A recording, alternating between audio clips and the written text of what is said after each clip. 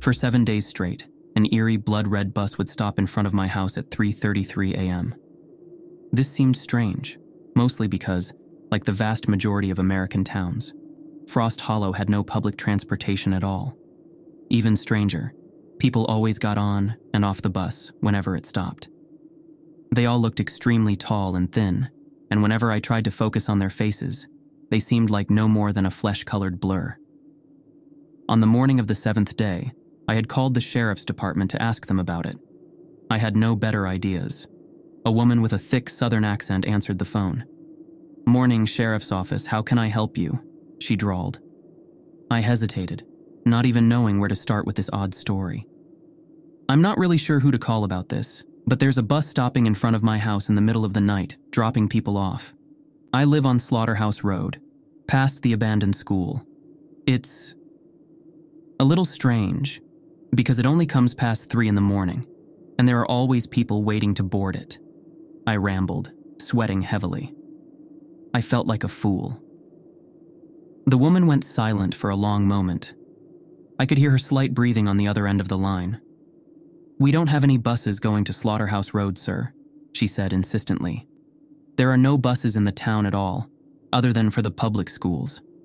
At least, not public transportation." "Perhaps it's a private company?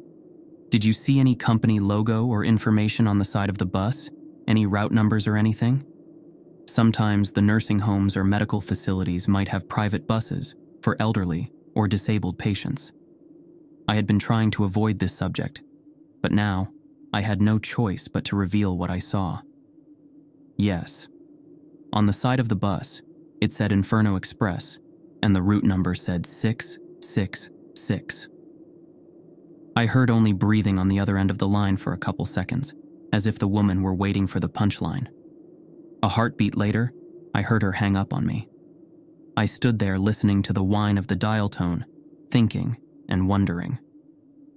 I knew I needed evidence of the mysterious night bus, and I felt determined to get it. At 3 a.m., I put on a black long-sleeved shirt, black sneakers, and black jeans, trying to make myself as inconspicuous as possible. Nervously, I grabbed my digital camera and headed outside. The night felt beautiful, warm and humid with a soft breeze. I smelled the fresh summer air sweeping down the rolling hills, trying to calm myself down. I felt as if I were going out to commit a murder, rather than just trying to capture video of a random bus in my own backyard. I crept across the road, seeing the windows in my neighbor's house stood dark.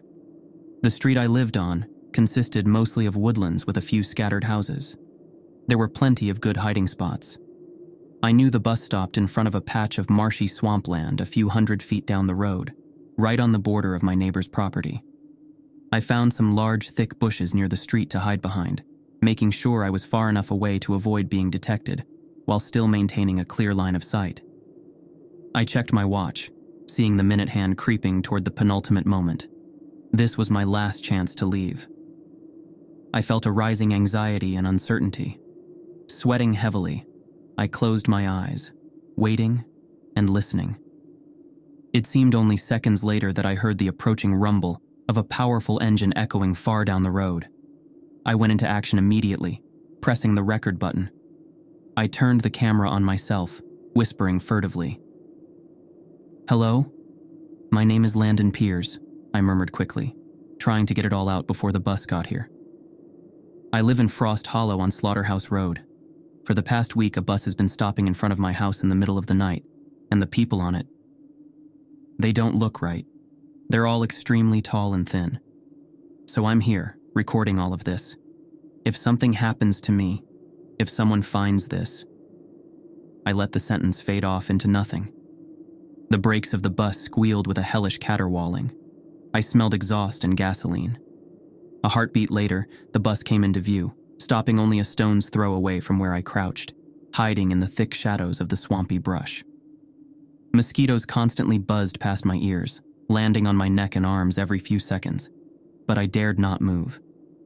I kept the camera steady, trying to quiet my breathing. I felt paranoid and watched, as if the people on the bus knew exactly where I was and what I was up to. The bus gleamed with fresh, blood-red paint. The windows looked like sideways eyeballs, long, dark, oval panes whose shadows contrasted heavily with the bright exterior. I checked to make sure the camera was recording, satisfied to see the small red indicator light glowing brightly.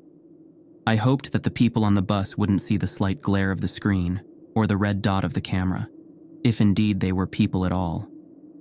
The door at the front slid open with a shrieking of rusty metal. An interior light turned on inside the bus, glowing with a fiery radiance. All of the strange, eye-shaped windows shone with the bright scarlet illumination. It danced and strobed, sending long shadows skittering down the swamp. At the front, I saw a driver in a black suit with white buttons and high, polished boots, almost reminding me of the garb of an SS officer. He looked extremely tall, his bone-white head extending nearly to the ceiling. Two lidless, black eyes bulged from his head, like the eyes of some monstrous praying mantis.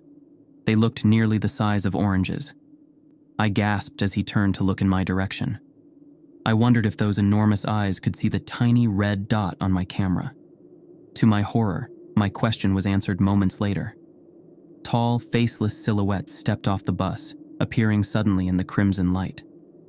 I looked through the screen of the camera, zooming in to try to see any signs of eyes or mouths or noses. Yet the recording showed everything clearly enough, the smooth, featureless flesh stretching across their egg-shaped heads. Their arms stretched down nearly to their feet, their fingers long and twisted like the gnarled roots of a tree. Around their bodies, I saw orange jumpsuits, like those prisoners in the area wore.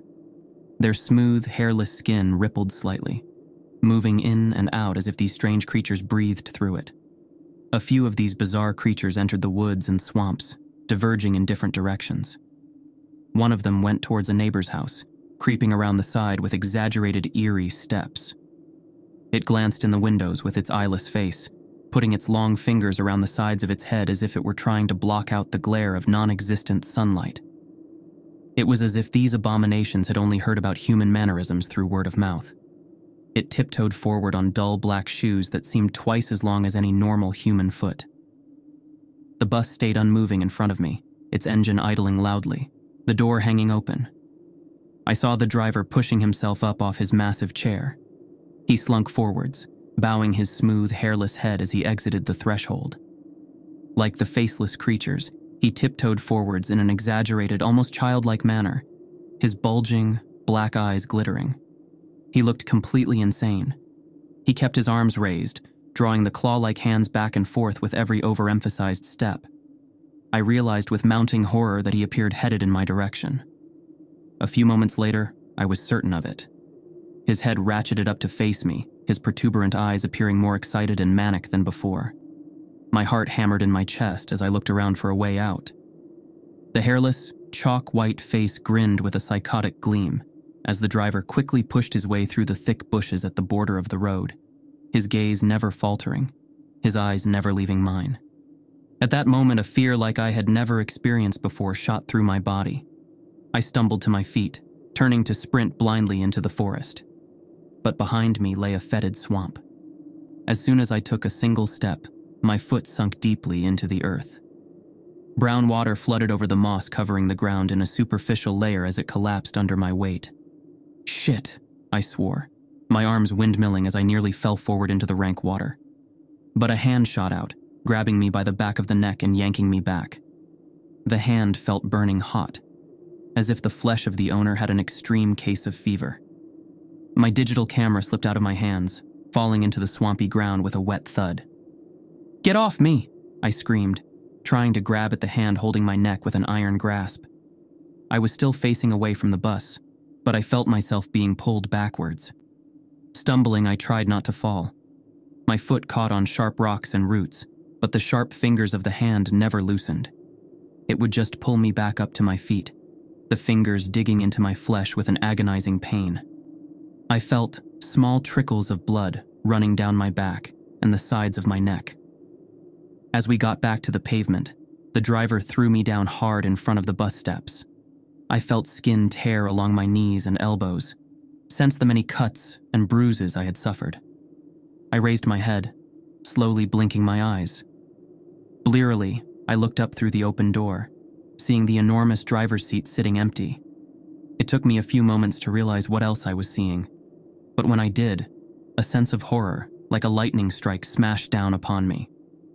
The steps held human bones. Arm and leg bones placed side by side covered the entire surface of the stairs.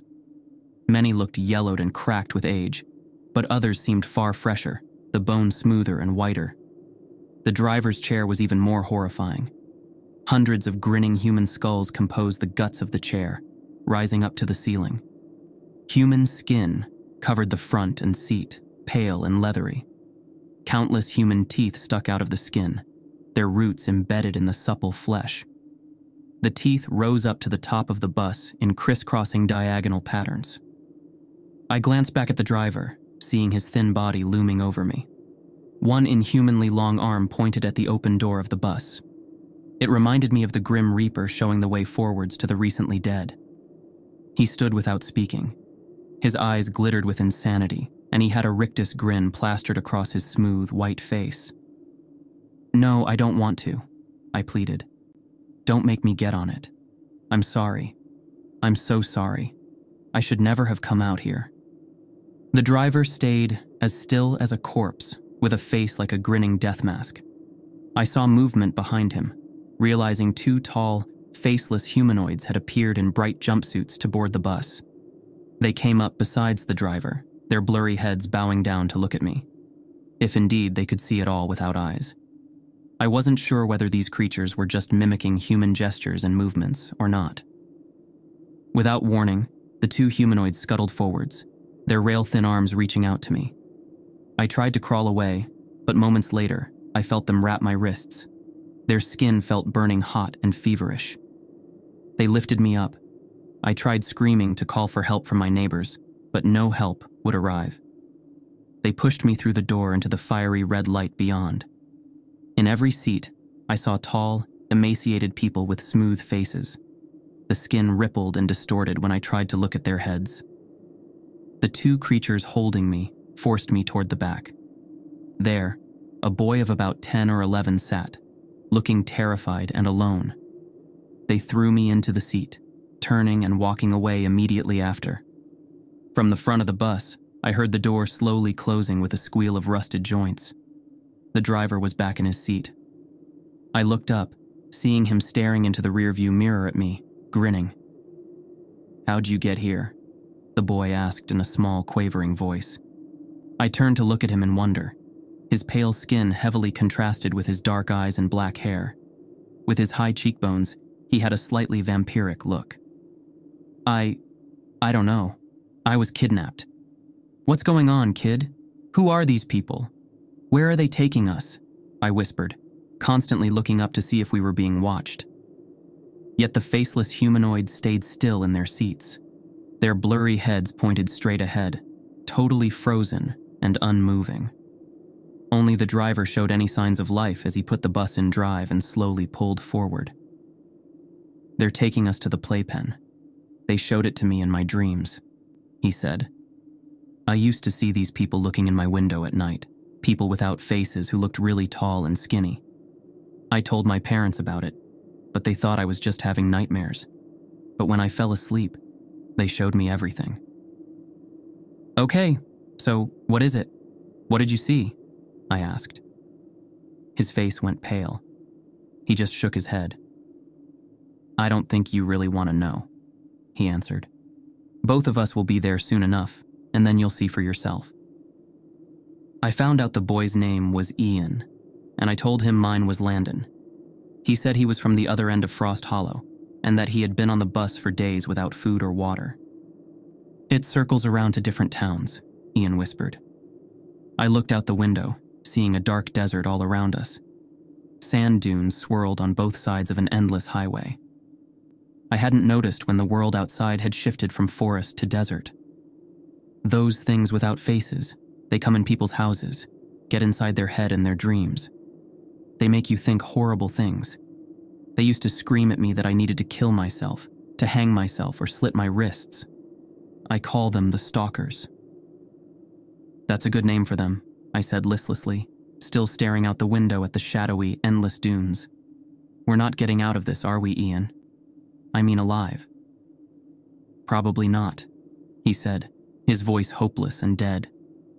On the horizon of the dead, dark desert, a black monolith rose high in the air.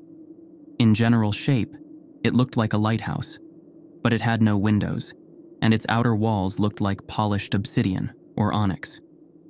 It appeared to rise hundreds of stories into the cloudless sky. The bus started slowing down. The crimson lights lit up overhead. I looked forward, realizing that all the stalkers had turned their blurry heads now to stare straight back at me and Ian. The driver, too, continuously looked at us through the rearview mirror as the bus came to a stop.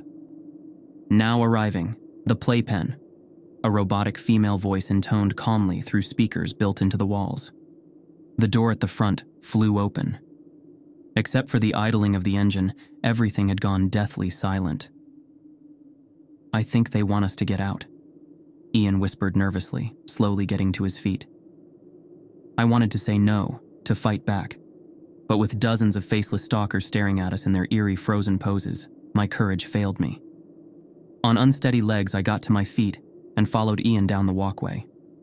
The faces of the stalkers turned to follow us, seeming to blur and ripple faster with excitement. I wondered what would happen once we got outside, but, in reality, I had no inkling of the horrors ahead. As I stepped down onto the inky pavement of the street, I realized that this desert felt freezing cold. Wind swept across the dunes at a tremendous speed. Clouds of dark sand obscured the black sky. The bus door stayed open, all of its passengers watching us with interest. The driver, too, never took his eyes off of me and Ian. I wanted to get far away from these creepy stalkers. Let's go, I said over the roaring winds, putting a hand on Ian's shoulder. He flinched away, looking small and scared. Side by side, we started walking down the road. It wasn't long before we found our first body. A mummified corpse lay on the side of the street, its dried flesh sticking tightly to the bone. Its eyeless sockets stared straight up. Its open mouth looked like it was frozen in a silent scream, a black hole filled with sand. Ian gave a strangled cry as he saw it, falling back. "Hey buddy, it's okay," I said. "It's just a dead body." He shook his head, pointing vigorously at the desiccated corpse. I followed the line of his finger, realizing something odd was happening. The corpse had begun to shake and rattle, its splayed-out limbs jumping up and down. The ragged strands of cloth still covering its chest and legs ripped apart, with a soft tearing sound. Wet, black tentacles covered in dozens of eyes rose up, snapping apart the remaining bones and flesh with ease. As the ribs jutted up like spikes, something hellish slithered out. It rolled on its tentacles, a ball of slithering limbs covered in something slick and shiny. Though the size of a small dog, as it splayed out, its width and height doubled. It had no head or central mass, but its many eyes constantly blinked in chaotic and random patterns. The eyes looked blue and very human, bloodshot and dilated with fury. "Get away from it!" Ian screamed with a terror I had never heard in a child's voice before. He ripped at my arm, pulling me back. I stumbled, nearly falling. The tentacled creature slithered towards us at an incredible speed, its many eyes focused ahead, insane and furious. As we turned, I glimpsed stalkers watching us from the sides of the street. Their blurred faces stayed hidden in the sandstorms blowing past, but I saw their tall, inhuman silhouettes in the darkness. They reminded me of spectators watching gladiators dying in the Colosseum. "What is it?" I shrieked over the roaring winds. "What happens if it catches us?" Ian was breathless with terror, sprinting ahead of me. He was a very fast kid. "Don't let it catch you," he screamed back. I realized the monolith stood ahead of us only a few hundred feet. A powerful current of hope surged through my heart as I saw a massive threshold filled with white light. But as I got to within a stone's throw away, I felt something warm and slick close around my ankle. I screamed as I fell forward, seeing Ian disappearing through the doorway, his silhouette sharp and clear for a moment before the white light swallowed him up like a hungry mouth. "God damn it! Help me!" I cried, crawling towards the white light. I kicked and struggled against the tentacles wrapping around my leg with a grip like squeezing metal bands. I dragged my hands through the sand as I felt myself pulled back, my head smacking hard against the pavement underneath. Stars danced in front of my vision. In the gloom and darkness, swimming against unconsciousness, I glimpsed more of the stalkers, always watching from a far distance, their flesh seeming to ripple with excitement at the prospect of witnessing imminent death and dismemberment. As more tentacles wrapped around my waist, I looked back. Only inches away, furious, dilated eyes stared back. The tendril shot towards my mouth as others held my head in place. I didn't know what it would do once it got inside me, but I knew instinctively it would be something horrible. I heard a hoarse shout, felt something smash into the creature on my chest. I felt the tentacles suddenly retract from my face and head, the eyes turning to look at whatever new threat had arrived. A thin man with a long beard and haunted eyes stood above me, holding a homemade stone club. It looked like it had been whittled from sandstone, the end formed into a jagged point. The tentacled creature hissed like a snake as the man bashed it again. Finally, mercifully, it released me. I rolled away, coughing and sputtering. "Run, you idiot!" the man cried, smashing the creature through one of its many eyes with the sharp point at the end. The eye exploded in a shower of black blood and vitreous fluid. The creature's hissing escalated into a distorted wail that split and echoed like hundreds of voices screaming at once. I didn't need more encouragement than that. Shell-shocked and terrified, I scrambled to my feet, sprinting the last few steps towards the threshold. I looked back to see the man running behind me, the tentacled creature hissing and gurgling as it pursued. Together, we fell through the doorway of white light. As soon as we crossed the threshold, the creature stopped, its eyes furiously blinking and glaring. A few heartbeats later, it rolled away, its silhouette disappearing into the shadowy dunes outside. "Well, that star spawn almost got you," the man whispered, clapping me on the shoulder. "Good thing I was coming back this way. I went out hunting." He showed me a dead rattlesnake slung around his back. "I'm Teddy, by the way." He reached out his hand to me, but I only stared at it. He let it drop after a moment. "Star spawn?" I asked. He nodded eagerly, his brown eyes gleaming. He looked extremely thin and malnourished, and the clothes he wore were frayed and falling apart. I wondered how long he had been trapped here. "That's what we call them, yeah," Teddy answered. "They come off the black god. Parts of his body sometimes fall off when he's sleeping, little parts here and there, but they regrow into those things. The star spawn. If they get their tentacle down your throat, it's game over, buddy. A little piece of them breaks off and starts growing in your stomach, eating away at your organs and muscle until it decides to break through. It's not a fast death either. You might be in excruciating pain for weeks before it kills you." I looked around the room in the black tower where we stood. A massive chamber with gleaming obsidian walls surrounded us, extending up dozens of feet to a flat black ceiling. There, a bright spotlight pointed down at us, illuminating the room in white light. Stairs made of the same stone spiraled up the outer perimeter of the circular room, disappearing into a gap in the ceiling. "My friend came through here," I asked. "Do you know where he is?" Teddy shook his head. "What's your friend's name, stranger?" he asked. I laughed uncertainly, then introduced myself. "Well, he's got to be upstairs with the other one." "The other one?" I asked. Teddy nodded. "We're not the only refugees here, Landon," he answered. "The bus brings more victims all the time from all over the world. A lot of them don't last long. The star spawn often get them, and if they don't, the stalkers hunt them down and torture them to death. I've seen a lot of bodies skinned alive, people who got caught by the stalkers."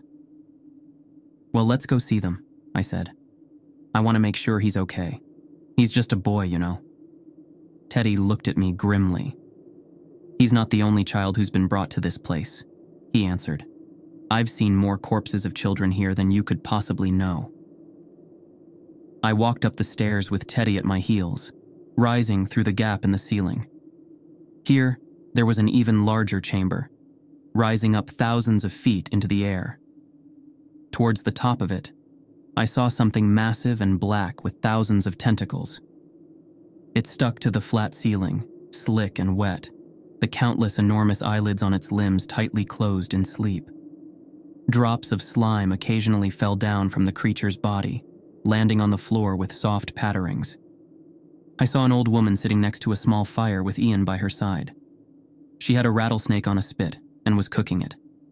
Ian had a leather satchel of water in his hands, which he drank from thirstily before passing it back to her. I remember him saying he had been trapped on the bus for days, and I wondered if he had any food or water that whole time. I walked forwards, waving and smiling, feeling much more hopeful seeing Ian alive and well. I glanced nervously up at the tentacled monstrosity, uncertain of whether I should be afraid or not. "The black god sleeps above us," the old woman whispered. "Do not wake him." "We must escape before he awakes," Teddy said furtively, putting a calloused hand on my shoulder. "We are going to try to hijack the bus. It is the only way between worlds. If we stay here, we will all certainly die, including the boy. It's only a matter of time. But if we can kill the driver..." "What about all the stalkers?" I asked. "It's not just the driver. Whatever is on the bus, the black god is far worse," the man whispered. "His sleep becomes more troubled as time passes. We see his tentacles twisting with his nightmares. Once he awakens, those nightmares will spread throughout the playpen. Right now, we are only hunted by the star spawn and the stalkers." "I met an old man who saw the black god awaken," the old woman said. "When I got here, he was still alive. Every few months, the black god comes alive to feed, and he said that the corpses walk when that happens. The dead scream and the sky rips apart, and everything moving gets hunted down like vermin to be absorbed into the black god's flesh, where they live for weeks being slowly digested and driven insane by the pain." "So how did he survive?" I asked. She shrugged. "He said he hid in the bus. The driver gets out sometimes to hunt, and he snuck in. The black god missed him, but he was the only one. I found out the old woman's name was Jackie. Like Teddy, she wanted to get out of the playpen immediately. The stalkers and star spawn won't come in here," she said. "They're afraid of the black god." "And rightly so," Teddy muttered. "It's suicidal to be in here. That thing could wake up at any minute, and we'll be the first ones sucked into hell if it does. I've heard the screams of people being eaten by the black god's flesh, and it sounds like they're being burned alive. They went on for weeks, months."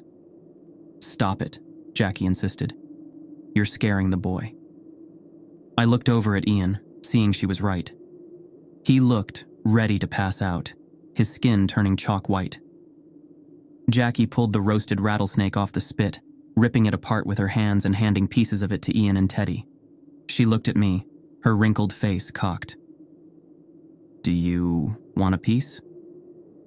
I shook my head, feeling slightly nauseous just looking at the dead, burnt snake. Its head was still attached to the body, its open eyes blackened and staring. "So, what's the plan here?" I asked. "How do we get back?" Teddy looked at me, chewing a mouthful of rattlesnake. He lifted his homemade sandstone club, then nodded past Jackie. I followed his line of sight, seeing a few more primitive truncheons. "That's it? We're going to bludgeon the driver and all the stalkers and steal the bus?" Teddy nodded. "You have a better idea?" he answered. In truth, I did not. The four of us went back out of the stone monolith that held the black god, seeing the endless paved road disappearing into the horizon. Armed with the primitive stone truncheons, we walked side by side, constantly scanning the darkness for enemies. "There are bodies everywhere," Teddy said over the roar of the wind. "Most of them have starspawn hiding inside." I wondered how often the bus came this way, but at that moment, chaos broke out. I saw the starspawn with one punctured eye rolling furiously down the pavement. I pointed, screaming, when something ran into me from the side. I fell hard into Ian, knocking both of us down. We went sprawling in the sand as two stalkers stood overhead, their insane faces blurring and jerking from side to side as arms, as long as a human, twisted toward me. Sharp fingers jabbed down at my face, and in a blinding moment of absolute panic and agony, I felt them puncture my left eye. I screamed, jerking back as they ripped and crumpled my eye. I felt it explode with a powerful jet of blood and vitreous fluid. My vision went white with agony. At that moment, I saw headlights through the haze of pain and terror. In my shell-shocked state, I barely realized it was the bus speeding down the road. The small star spawn hissed with animal hunger before a tire ran over it, causing black blood to explode from it like a water balloon filled with sludge. Teddy came behind the stalker, bringing his heavy stone club down on the back of its head. I heard a wet crack of bone as it fell limply on top of me, its fingers still clutching my dismembered eye. I realized the optic nerve and blood vessels were still attached, running along a few inches from the mutilated socket. I pushed myself to my feet with a rush of adrenaline, feeling the vessels rip apart like snapping string.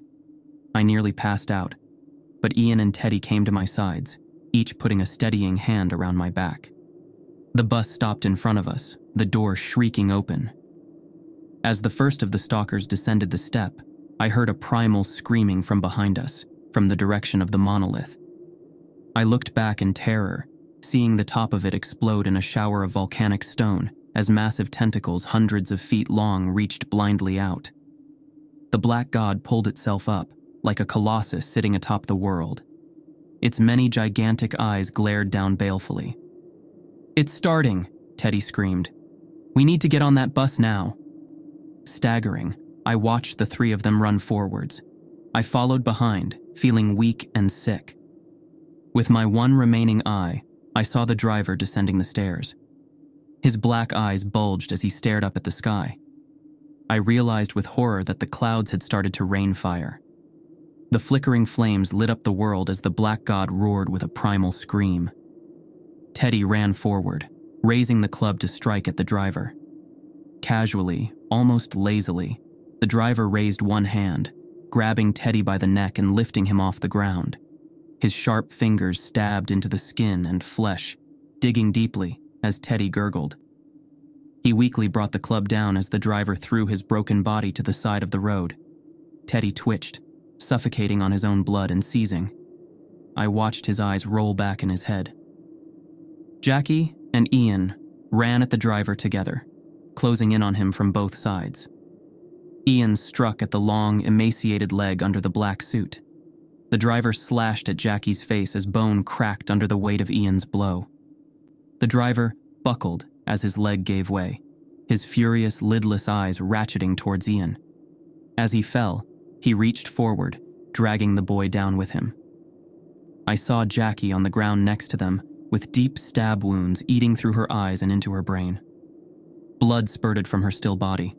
I stumbled forward, raising the club and bringing it down on the back of the driver's head. His head collapsed as he clawed and stabbed at Ian's face and neck, opening up his throat in an instant. I heard gurgling and weak cries as I jumped onto the bus. Sickened by all the blood and death, I ran up the steps, never looking back. Bleeding heavily, my vision turning white with pain, I started the bus. The engine turned on immediately, rumbling and powerful. I had never heard such a sweet sound in all my life. I began driving ahead, down the freezing dark streets of the playpen. I felt my hands sticking to the steering wheel, my skin covered in gore and clotted blood. I glanced in the rearview mirror and had to repress an urge to scream. Every seat was filled with stalkers, their blurring faces looking straight ahead. Their long, mannequin-like bodies twisted and jerked. Like one single hive mind, they rose. Up ahead, the dark street disappeared into a spiraling vortex the color of fresh blood. I accelerated, pushing the bus as fast as it would go. Afraid to look back, to see what the stalkers would do, I drove through the vortex, pushing the bus up to 70 and 80 miles an hour. The blinding torrents of crimson light dissolved to reveal my street, Slaughterhouse Road. I slammed on the brakes, glancing back to see a stalker only inches behind me, its twisted fingers reaching out to grab me. Their heads jerked from side to side, blurring and jumping. Their arms seemed to vibrate with seizure-like movements. I heard a cry like one voice, a sound of anticipation and bloodlust. I opened the door and fell out of the bus as sharp fingers clawed at my head and scalp. Fresh blood ran down my face as I crawled across the pavement, screaming and crying. Thankfully, one of my neighbors heard me and came out, shining a flashlight in my bloody, mutilated face. Soon after, I lost consciousness. I remember waking up in the hospital, but my nightmares were always of Playpen and the Black God, and I think they always will be.